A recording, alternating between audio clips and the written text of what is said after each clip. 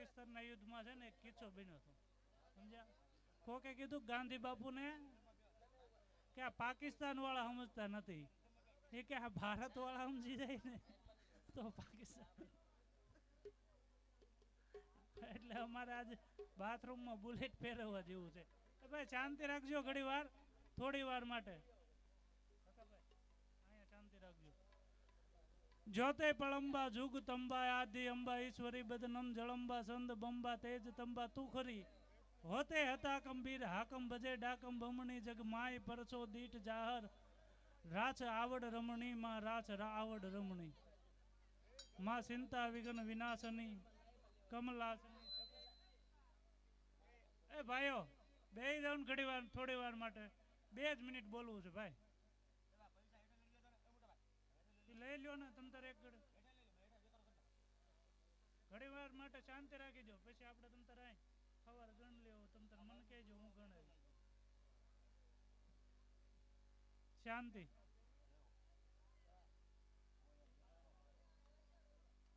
ચિંતા વિઘ્ન વિનાશની કમલાસની સખત વિષથી અંશ વાહિની માતા દુર્ગા દેવ સુમન.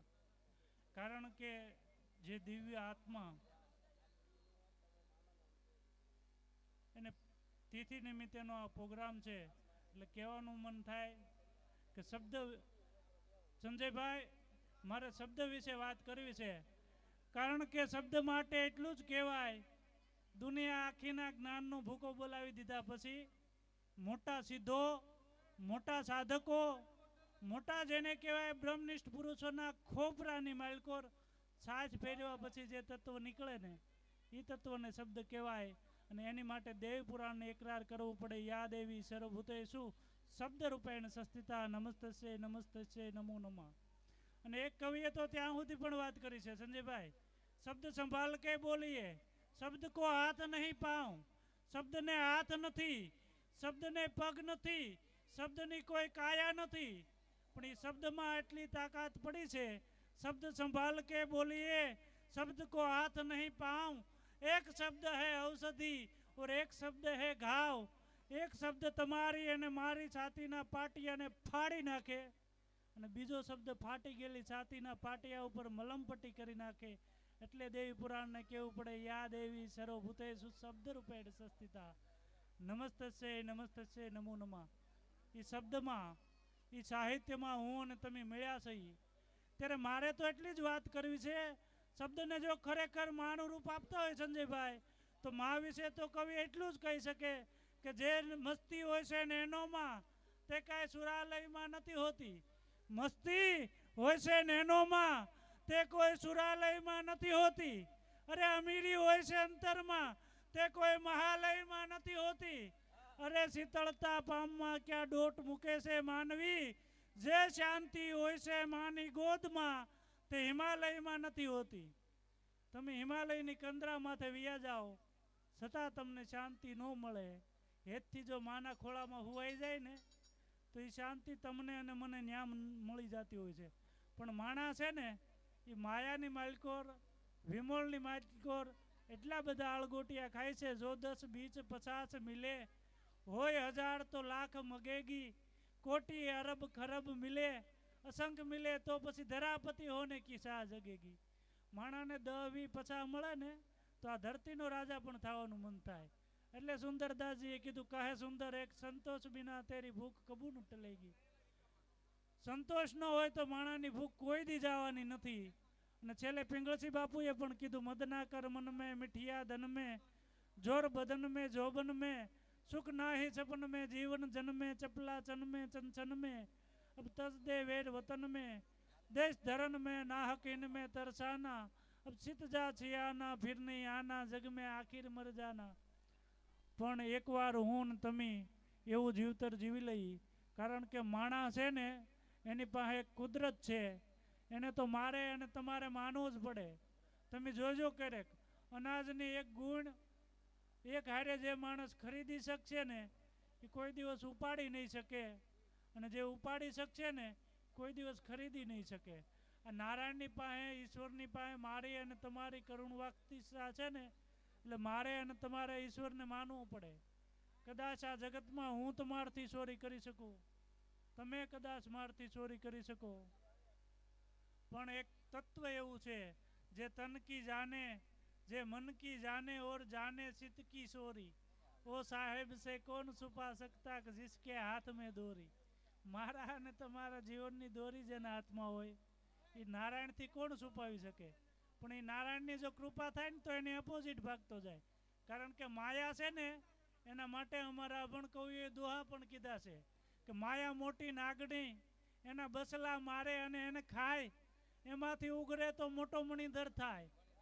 माया है दो प्रकार की, जो कोई समझ समझ कर खाए, एक माया मिलावे राम से, एक नरके लई जाए. माया त्यागे वो मूर्ख, भेगी करे तो भूत, पर दोनों के बीच में जो रहे वो साधु दूत. એની બેની વસાળે જેના માથે મા રાજી હોય, ઝાકરી ચારણ ચાક માધા અસુર મારણ અવતરી, કવિ ભક્ત કારણ વસ વધારણ વિસ્તરી, કામળી કાળી ત્રિશુળ વાળી શીશ વાળી ચોહણી, એવી ખોડિયાર ખ્યાતા અન્નદાતા જગત માતા જોગણી. એવી જગતની માં ઈ રાજી હોય ને તો બેની વસાળે રહી શકે. નકર બ્રહ્મનિષ્ઠ પુરુષ સવા બાપા પીપળીવાળા, હું ને તમે જેને યાદ કરી, જેને રામની હારે વાતું કરી લીધેલી, જેને ભગવાન કૃષ્ણની હારે વાતું કરી લીધેલી, એને ભજન પણ માયાનું વખાણ કરતી વખતે લખ્યું છે કે માયા કો મંડાણ હે જોગણી, આદિ પુરુષ કી મેં છેલી, મેં મન માને તો સંગ મેં ચલું નકર ફીરું અકેલી. માયા એનું મંડાણ જ જોગણી છે, પણ માયાને સિદ્ધ કરી હોય, માયાનો જેની માથે હાથ ફરી જાય એને ગુરુ મહારાજનું ચરણું, ભગવાન રામનું ચરણું, માયા પણ અપાવી શકે. આમ તો છે ને ભાઈ, ઘણી વખત અમે પ્રોગ્રામમાં જઈએ ને એટલે ત્યાં અમારા 2-5 મિત્રો હોય, સંજયભાઈ, એટલે અમને કે કવિરાજ આવજો અમારે ઘરે નાસ્તો કરવા. એટલે એક જગ્યાએ અમે નાસ્તો કરવા ગયા. નાસ્તો કરીને એ પહેલાં એક ભાઈએ ફોનમાં ગીત વગાડ્યું અને મને પૂછ્યું કવિરાજ કેવું ગાય છે? મેં તો કાંઈ લેવાનું છે નહીં. એમાં એક બેન ગાતા હતા. મને કે કેવું ગાય? મેં તો કાંઈ લેવાનું છે નહીં. તો મને કે મારા પત્ની ગાય. મને કડે ચડાવ્યો. મેં તો આમ તો મેં કીધું બહુ સરસ ગાય છે, મારા બેનનો અવાજ છે કર્ણપ્રિય છે, તાલની હારે ગાતા હોય તો ખૂબ સુંદર લાગે છે. મન કે તો તકલીફ શું છે? મેં તો આ જેને લખ્યું ને લખનાર બેકાર છે. તો કે લખ્યું મેં. બગડે ને ત્યારે બધું બગડે. અને આને કહેવાય કોડા. અને કોડા છે ને એની ઉત્પત્તિ બહુ જૂની છે હો સંજયભાઈ. સમુદ્ર મંથન થયું ને પછી એરાવત હાથી નીકળ્યો, વૈજંતી મણીને માળા નીકળી, હળાહળ ઝેર નીકળ્યું, એ મહાદેવ દાદા પી ગયા, પછી નીકળ્યા કોડા. એ કે આનું શું કરવું? મહાદેવ દાદા પાસે આવ્યા. એ કે ઝેર પાછું લેતા હો, આને લેતા જાઓ. એ કે હવે શું કરવું? તો કે એક કામ કરો, વિમાન મગાવો ને ગામ દીઠ 2-2 નાખો. આપણે ઘણા ગામમાં જઈએ ને એટલે આપણને 65 કોડા જોવા મળે. એટલે આપણને એમ થાય કે આ ગામને વધારે. ના ના, એવું નથી. પણ બેનું દીકરીઓ નથી ગાતી, ખોળાનો ખૂંદનાર દેને રાંદલમાં, એને આપે તો ખરી ને, પછી થાય આ કંઈક. પણ ભજનના દોર. અને આમ ગણો તો પહેલી નવરાત્રિ છે, નવરાત્રિનું પહેલું નોરતું છે, એટલે માને પણ યાદ કરવી છે. કારણ કે રૂપ સિંહણ રાજલ બની અને ડણકી તું ડાઢાળ, તા થડક્યો અકબર બાદશાહ અને થર હર્યા એના બીબડિયું ને બાળ. એ ભગવતી આ રાજબાઈમાં છે. લેલાદેવની આબરૂ બચાવવા માટે દિલ્હી સુધી જઈ શકે, પિથોલ રાઠોડની આબરૂ બચાવવા માટે દિલ્હી સુધી જઈ શકે. એ માને એક નાની અમથી વાત, રૂપ સિંહણ રાજલ બની અને ડણકી તું ડાઢાળ. ભાઈ થોડી વાર શાંતિ રાખો, કારણ કે જટ ગળામાં હાર પહેરાવો, મારે એક ભજન ગાવું છે. જટ ગળામાં હાર પહેરાવો, મારે એક ભજન ગાવું છે. મારાથી હારું ગાય તો ઉઠી જવું છે. નથી આ મંડળીમાં માન તો એ અમારે પ્રમુખ થવું છે. નફો ન મળે ને ખોટ જાય તમારે ક્યાં નાવા નીસોવા જવું ભાઈ? પણ હું વાત એ કરતો હતો, આ રાજબાઈમાંની રૂપ સિંહણ રાજલ બની અને ડણકી તું ડાઢાળ, તા થડક્યો અકબર બાદશાહ અને થર હર્યા એના બીબડિયું ને બાળ. એ રાજબાઈમાં એ સિંહણનું રૂપ લઈ અને દિલ્હીના જનાનખાનામાં થપાટ મારીને તો આખું જનાનખાનું થર થર થર થર ધૂતું હતું. અને અકબરને કીધું છે, અકબર આજ પછી કોઈ દિવસ હિન્દુસ્તાનની બેન દીકરી સામે જો ખરાબ નજર કરી છે ને તો અહીંયા સિંહણ થઈને પંજો મારી શકું ને એમ તારા દિલ્હીના નગારા પણ ઉધા નાખી શકું. એ માની એક નાની અમથી વાત. આ એમાં ધીરે ધીરે ધીરે ધીરે આભા મંડળમાં વી આવે. મેં ગામની માલિકો એક ગાડા ખેડું છે, પોતે ગાડા તમે બોલો ને કામ મને બોલવા દો, બે કડે ચડશું, કારણ કે આમાં બેયનું નહીં હાલે ભાઈ. કારણ કે હું માની વાત કરતો હતો, માથી મોટું કોઈ નહીં, ધરધર હોય કે જગદીશ, હવ નમાવે શીશ અંબા આગળ આલિયા. માં તત્વ એવું છે, ચોમાસું બેહે ગડહડીએ સજદળ આબ વળકળ મંદ પ્રબળા મિલકતી દીપતી હસ્તી નવોઢા શ્યામ ઘૂંઘટ સુપતી કરત કેલી વેલી લણવળી અષાઢ ગમ ગમ ધરા ધમ ધમ વરાળ ચમચમ વીજળી. એ વીજળી આભા મંડળની માટે દોટું દેવા મળે અને ધરતીની માલકોર 2-5 ફોરા વરસાદ ના પડે ને ત્યારે ધરતીમાં ગરમી થાય, અને એ ગરમીમાં એક જીવ જન્મે છે જેને હું અને તમે વીછી તરીકે ઓળખી છીએ. વિચરણને થાનોણું નથી, એ વિચરણને ધાવણ નથી, તો એના બચ્ચા મોટા કઈ રીતે થાય?